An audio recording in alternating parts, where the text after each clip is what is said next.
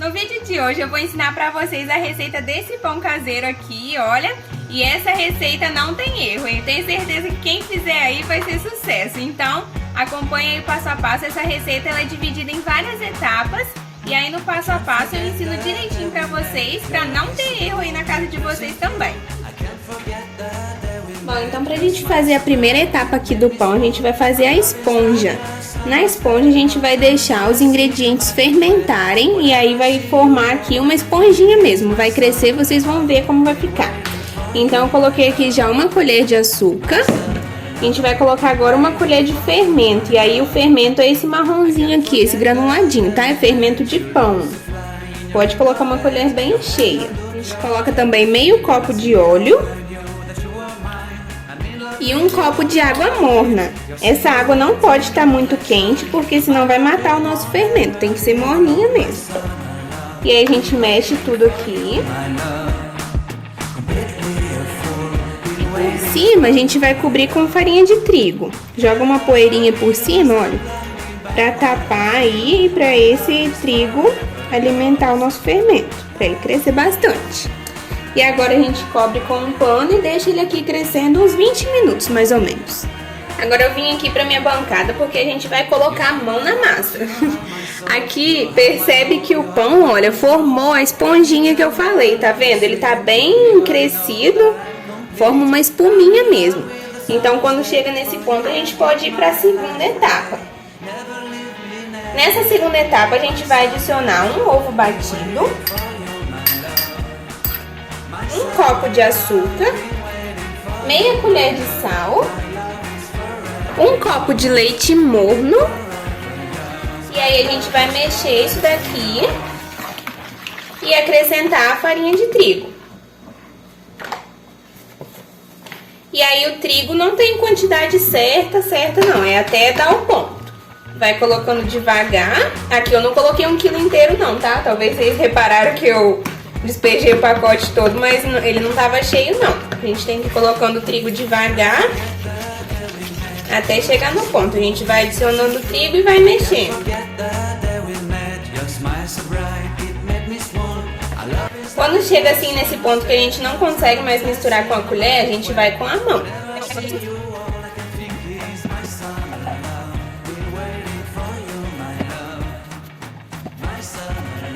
Quando não der mais pra mexer no pote, a gente põe na bancada, ou se você preferir continuar mexendo no pote mesmo, só que ele acaba ficando apertado. Tô aqui tirando o excesso de massa que tava grudado na minha mão, pra gente poder sentir o ponto certinho da massa.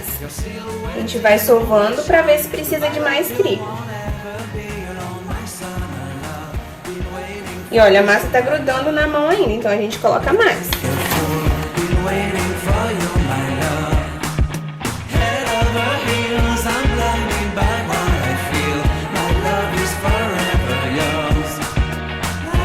E aí, olha, nesse ponto a gente conseguiu formar uma bola com a massa e ela já não gruda mais nas mãos.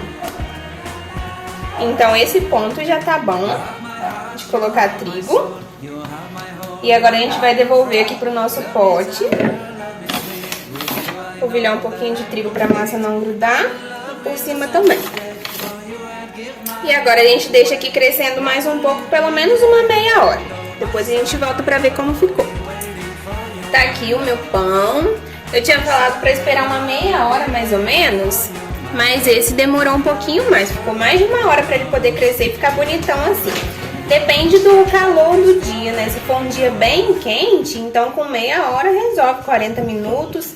Mas se for um dia que tiver mais geladinho, então pode até colocar dentro do forno, né? Que é mais quentinho, mais fechado, pra poder ajudar e segurar o calor e a massa crescer mais rápido. Então aqui eu despejei a massa na bancada e vou dividir em 4 partes agora. Mas o formato do pão, quem decide é você. Se quiser fazer ele na forma redonda, faz as bolinhas, então. Esse daqui eu vou usar essa forma quadrada aqui, de 35 por 25.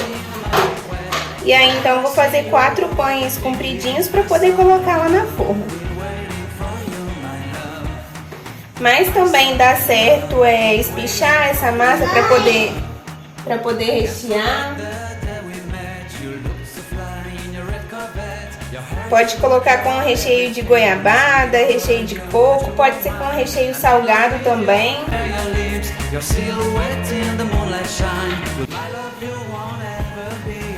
Se você decidir fazer com recheio salgado, diminui o açúcar da segunda etapa.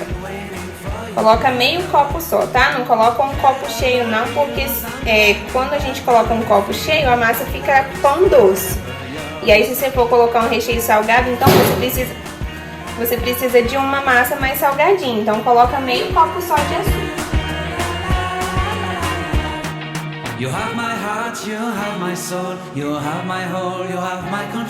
E aí pra quem escolher rechear o pão, então a gente pega uma parte dessa assim e espicha com um rolo, né? Põe o recheio e enrola igual um rocambole. Não tem segredo não.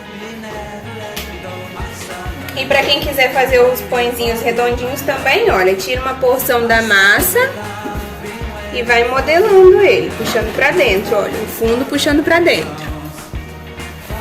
E depois a gente vai rebolando ele assim, ó, pra poder ficar redondinho.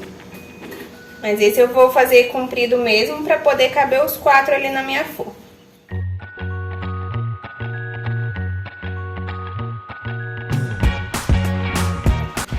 Então tá todos os pães aqui. E agora a gente deixa descansar pela última vez para ele poder fermentar bem antes de assar. Essa é uma etapa importante pra gente ter um pão bem fofinho, tá? Pra ele crescer bastante. Olha, o nosso pão cresceu bastante já e agora eu vou colocar no forno, tá?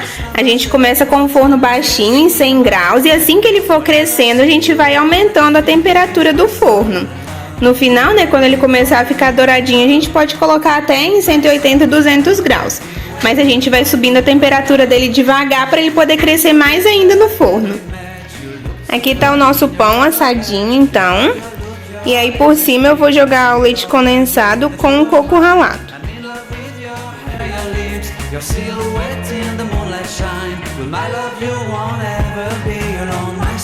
Então esse é o resultado do nosso pão. Olha só que bonitão que ele fica. Eu espero que vocês tenham gostado. Eu vou partir ele agora para mostrar para vocês.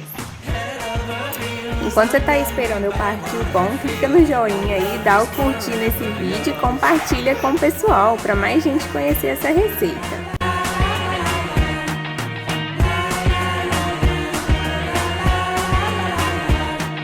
You have my heart, you have my soul, you have my whole, you have my control. Love me tender, love me sweet, with you I know that I'm complete.